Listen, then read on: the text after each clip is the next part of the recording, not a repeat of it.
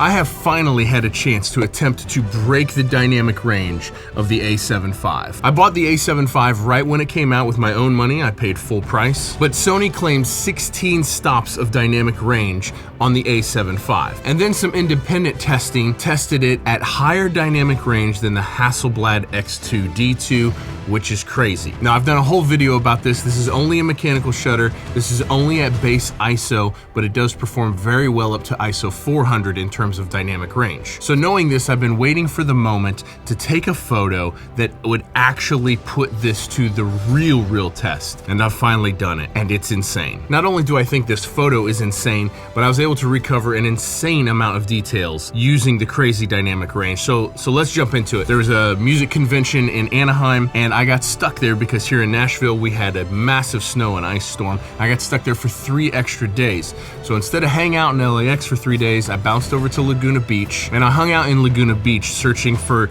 the best landscape photos I could possibly come up with. Now, Laguna Beach is unbelievable. I'd never been there before. It's one of the most beautiful places I've ever been in my life. And the photos that I captured were just crazy. Some of my favorite photos I've ever captured in my life. Now, all of these photos were done on the A7V, but most of them were done with the 16-35 f2.8 G Master lens, the first edition, not the newest one, and the Polar Pro short stash filter, which has become, I take it everywhere with me. I probably need to do a video on this filter because to me, this is one of my favorite accessories I've ever used on any camera thing ever. Some of these photos were taken with the 50mm f1.4 G Master, and some of these photos were taken with the 24mm f1.4 G Master. And those were the only lenses I took with me on this trip. I filmed a ton of YouTube content out there for my main channel, but today we're gonna focus on photo. Now, here is the photo that impresses me maybe more than any photo I've ever taken in my life, especially when it comes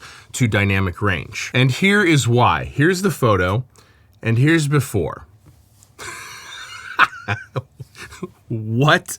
And to prove to you that this is a single image, this is not a stacked image. I did not focus stack this. I did not exposure stack this image. We're gonna go over to the info here, and as you can see, this is the Sony A7 Mark V, the 16-35 2.8 focal length. This was at 16mm. It was 1/25 of a second. It was at f3.2. ISO 100, and you can see right down here, it would say HDR next to this if this was a stacked image.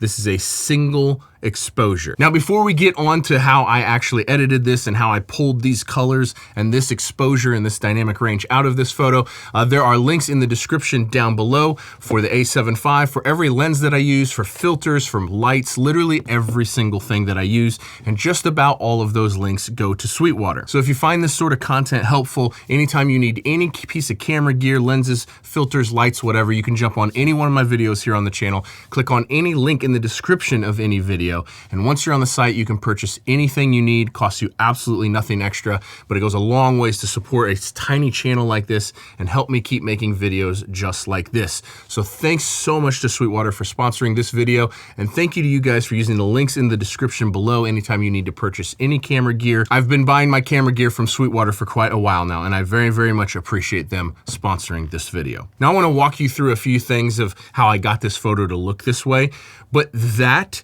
is absolutely insane. That's before, and this is after. You can see almost nothing in the shadows here in the bottom part where all this coral is under the water. And we've got a fairly properly exposed sky here. Yeah, nothing is clipped. Tons of stuff is clipped in the low end. Now, I will say that the A7V, in my experience, you have more latitude in the highlights than you used to have on the A7 IV. The A7 IV was more difficult to recover highlights from, and so you would always protect the highlights more than the shadows. The A7V feels perfectly evenly split to me. I can recover just as much stuff that's blown out in the highlights as I can stuff that's clipped in the shadows. So what I've learned from my month or two of having the A7V is exposing evenly is usually the safest bet, equally into the highlights and the shadows. But an image like this on location, I had no idea if this was even gonna work. I had no clue if I would be able to recover this and turn it into what I wanted to. But I did protect the highlights. There is nothing clipped in the highlights, as you can see here, but there's a lot down in the shadows. And turning it into that is absolutely insane. That amount of detail, of information being in the shadows, it's a winner. It's 100% a winner because there's no chance. I didn't have my A7 IV with me on this trip, but I promise you I've had this since it came out. The A7 IV would not have been able to do this, not even close. Okay, so let me walk you through just a couple quick basic principles of how I got this photo to look like this.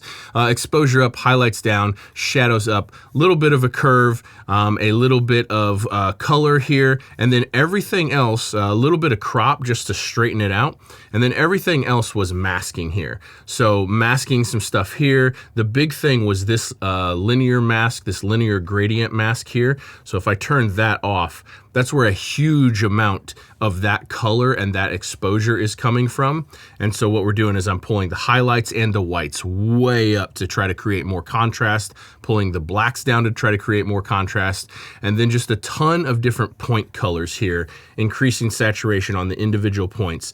Doesn't work nearly as well if you just push the saturation fader up, then it makes everything look weird and too saturated. But if you go one color at a time here, then you can really get into this. And if I turn this point color off, you can see how much more dull that looks and how much more vibrant it looks with it on. And then that's it. Another gradient for the top half of the photo, which is just really pulling the sky exposure down there. And then another actual sky gradient, which is just kind of focusing more on that, some saturation, some point color, and then just some other little masking, some brush touch-ups here and there. But in my opinion, if anyone had any doubts about the dynamic range of the A7 V, you shouldn't have doubts anymore. This is absolutely incredible. And these other images that I captured, one of the things that I really love about landscape photography, I like to lean into the almost fine art aspect of landscape photography. And I've always struggled to get there with my A7 IV. It's just a little too crunchy, a little too noisy,